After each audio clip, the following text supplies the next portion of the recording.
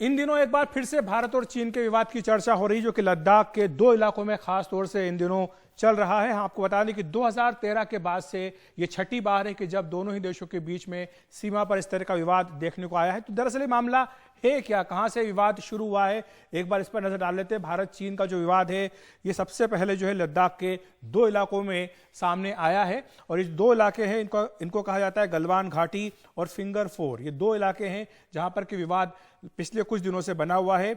9 और 10 मई से हालात वहां पर तनावपूर्ण हुए हैं, ये विशेषज्ञों का कहना है। यह भी बताया गया है कि 1000 से 1200 जवान जो है वो दोनों तरफ से तैनात वहां पर कर दिए गए हैं। और इसमें भारत और चीन के जो कमांडर हैं उनके बीच में एक दूसरे में संपर्क बना हुआ, ये अच्छी बात है। और साथ ही साथ ये भी कहा गया है कि जो राजनयिक स्तर है उस पर भी मामले को सुलझाने की लगातार कोशिश भारत और चीन के बीच में की जा रही है। यह भी साथ में कहा गया है कि ऐसा हल खोजने की कोशिश हो रही है जिस पर कि दोनों देश जो है वो राजी हो सके।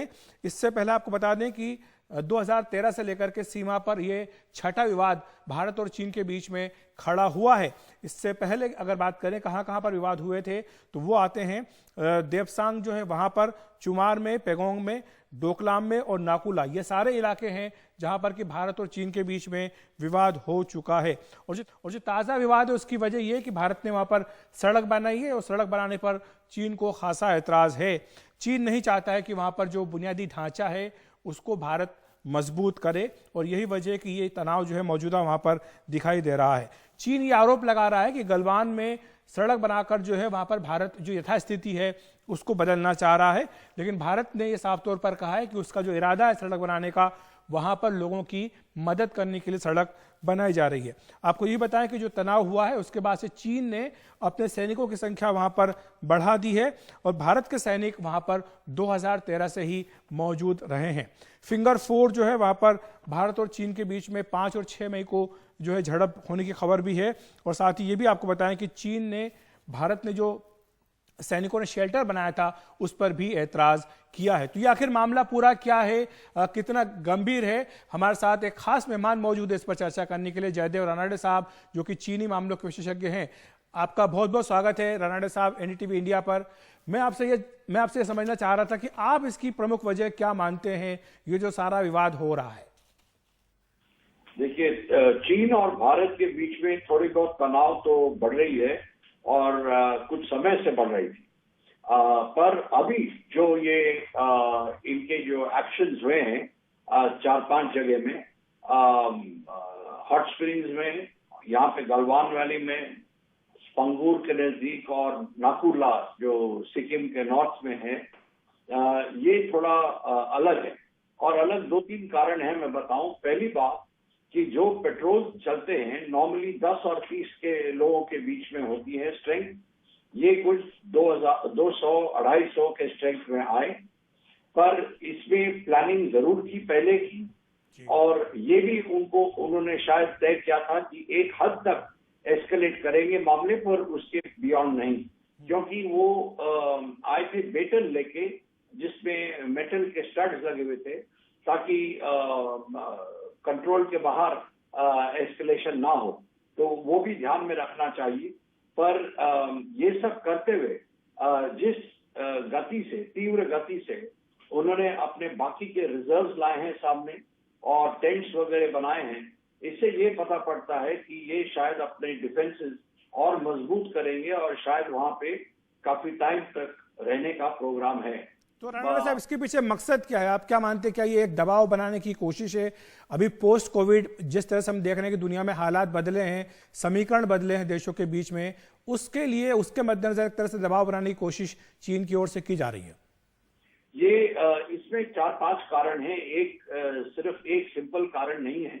और पहली बात तो ये है कि शी जिनपिंग जो है वो खुद चीन में दबाव में आ रहा है। उसके लोग उसको निंदा कर रहे हैं कि जिस तरीके से उन्होंने कोरोना वायरस की हैंडल की थी पहले, और जो वो उसके पॉलिसीज हैं उसके बारे में निंदा कर रहे हैं। और इस हद तक कि कई लोग कह रहे थे कि उसको पद छोड़नी चाहिए। तो ये एक है और प्रेशर में है वो। दूसरी बात ये है कि उसने ऐलान किया था 2012 में और फिर से 2017 में पार्टी कांग्रेस में, 18 और 19 पार्टी कांग्रेस में, कि वो चाइना ड्रीम जो है 2021 तक अचीव करेगा और अमेरिका का बराबर या अमेरिका से आगे चीन को ले आएगा 2049 तक। और अब जो लोग देख रहे हैं वो ये देख रहे हैं कि हांगकांग जो वापस आया था चीन के पास वो अब हाथ से स्लिप हो रही है, निकल रही है। ताइवान जो है उसमें एक प्रो इंडिपेंडेंस पार्टी फिर से भी इलेक्ट हुई है और साउथ चाइना सी में चीन के आगे मतलब वो जो कोशिश कर रहे हैं वो ब्लॉक हो रही है और उनके अंदर के सर्कल में ये भी लग रहा है उनको कि भारत जो है अमेरिका के और करीब चलते जा रहा है। तो ये सब फैक्टर्स हैं जिसके लिए उन्होंने ये किया है, अपना खुद का पोजीशन और अपना स्टैंडिंग। और तीसरी बात ये है कि वो चाहते हैं कि जो माहौल बना हुआ है जहाँ पे चीन आइसोलेट हो रही है और वो देख रही है कि इंडिया इसका शायद फायदा उठा रहा हो, तो उसको भी वो इस ऐसे एक्शन से हमको दबाव में लाएगी और मेरे ख्याल से अब लॉन्ग नेगोशिएशंस के लिए वो तैयार हो रही है। रानडे साहब, मैं आपसे समझना चाहूंगा कि जो वास्तविक नियंत्रण रेखा है भारत और चीन के बीच में, LAC जिसको हम कहते हैं, उसमें स्पष्टता नहीं होना, क्या यह भी एक बड़ा कारण है जिसके चलते बार बार इस तरह के जो विवाद है वो सामने आते हैं? हमने बताया कि 2013 से लेकर के अब तक ये छठी बार है कि जब विवाद खड़ा हुआ है। नहीं, बिल्कुल सही कहा आपने कि जब तक बॉर्डर डिफाइन नहीं होगा या जब तक LAC भी डिफाइन नहीं होगा ऐसे चीज होते रहेंगे। पर इस एरिया में 2 पॉइंट याद रखने वाली है। एक कि हम लोगों ने अपना जो मैप निकाला था, छापा था अभी हाल में ही, वो बड़ा स्पष्ट कर लेता है कि हम लोगों का क्या क्या इलाका है, हमारे सीमा कहाँ तक है और ये सब एरिया जो है उसके अंदर आते हैं। दूसरी बात, ये जो 1962 में चीन ने जो हमारे ऊपर हमला किया था, अग्रेशन किया था, उसमें उन्होंने काफी ऐसी ये जगह कब्जा की है और LAC उसके बाद बनी है जो LAC अभी है। तो ये अभी जो चीन कर रही है वो जो LAC पहले डिसाइड हुई थी उससे भी आगे आई है। और मैं एक ही सवाल कहूंगा इस पे आप पे कि अगर ये डिफाइन नहीं हुई है बॉर्डर और इसीलिए ये हो रही है, तो ये तो और भी होने चाहिए। इतने मतलब इंटरवल्स में क्यों हो रही है? यानी कि वो सोच समझ के जब उनको लगता है कि मौका सही है तब वो दबाव में हमको लाते हैं। और मेरे ख्याल से यही है, हमको अभी ये तय करना पड़ेगा कि इसको कैसा टैकल करना है। मेरे ख्याल से पीछे हटे तो अच्छा नहीं है, तो हम लोगों को भी कुछ उपाय इसका सोचना पड़ेगा। वैसे अभी तक जो प्रतिक्रिया भारत की ओर से आई है बिल्कुल म्यूटेड है, कोई ज्यादा भारत की ओर से प्रतिक्रिया इस पर नहीं आई है। सिर्फ विदेश मंत्रालय का एक बयान आया था। डोकलाम में जब स्टैंड ऑफ हुआ था तब भी हमने देखा था कि भारत की ओर से बहुत संयत प्रतिक्रिया इस पूरे मामले पर आई थी।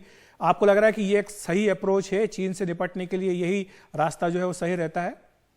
आपने इनफैक्ट एक अहम सवाल पूछा है, क्योंकि उस टाइम आपको याद होगा डोकलाम के टाइम पे चीन तो हर घंटे में कुछ ना कुछ कहती थी और निकालती थी, छापती थी। इस टाइम चीन भी चुप है। सिर्फ एक आर्टिकल उनका आया था उनके ग्लोबल टाइम्स में जो उनका पार्टी का पेपर है, उसके बाद कुछ नहीं, और उनके ऑफिशियल्स ने भी कुछ नहीं कहा है, तो वो भी चुप है। हम लोग भी चुप हैं ऑफिशियल लेवल पे। और मेरे ख्याल से वो अच्छा है, क्योंकि अगर हम लोग पब्लिक जाएंगे तो फिर हमारी जो नेगोशिएटिंग पोजीशंस है और रिस्ट्रिक्टिव हो जाती है। तो ये इससे अगर दोनों साइड पोजीशंस ना पब्लिसाइज करें तो शायद नेगोशिएटिंग का ज्यादा स्कोप है। और यही मेरे व्यू है। जी, एक जाते जाते आपसे पूछना चाहूंगा कि ये जो भारत ने भी हाल ही में अपने विदेशी निवेश संबंधित नियमों में बदलाव किया, कहा कि जो भी देश की सीमा भारत से लगती है उसको ऑटोमेटिक इन्वेस्टमेंट वो नहीं कर सकते हैं, उनको सरकार के थ्रू आना पड़ेगा, परमिशन लेनी पड़ेगी। आपको लगता है ये भी एक कारण है? और दूसरा, जो कोरोना के चलते चीन से कई कंपनियां निकलना चाह रही हैं, भारत चाहता है कि वो उनके यहाँ आए, ये भी एक आर्थिक कारण इसका हो सकता है? हो सकता है, पर मेरे ख्याल से अभी तक ये आर्थिक कारण बनी नहीं है। पहली जो बात आपने कही थी कि हम लोगों ने जो कहा था जो बॉर्डर टच करती है तो उन देशों को ज्यादा मतलब वेटिंग होगी। हम लोगों ने ये नहीं कहा था कि इन्वेस्टमेंट नहीं हो सकती है, हमने कहा वेटिंग होगी। वो शायद थोड़ी बहुत बात चुभी होगी उनको, बट अभी तक वो तो ये भी जानते हैं कि सबसे बड़ा मार्केट जो है इस दुनिया में, वर्जिन मार्केट अगर आप कहें जो टैप नहीं हुई है, वो भारत है। क्योंकि अमेरिका और यूरोप चीन के लिए अब बंद हो गए हैं। अमेरिका तो खैर बंद हो ही रही है, उनका स्टेटेड पॉलिसी है। यूरोप उसका हालत खराब है अभी कोविड के कारण। तो मेरे ख्याल से चीन को हमारी बहुत सख्त जरूरत है इस मार्केट के लिए। बहुत बहुत शुक्रिया आपका रानाडे साहब, हमसे चर्चा करने के लिए, समझाने के लिए विस्तार से कि ये पूरा मामला आखिर है क्या। फिलहाल हम एक ब्रेक ले रहे हैं।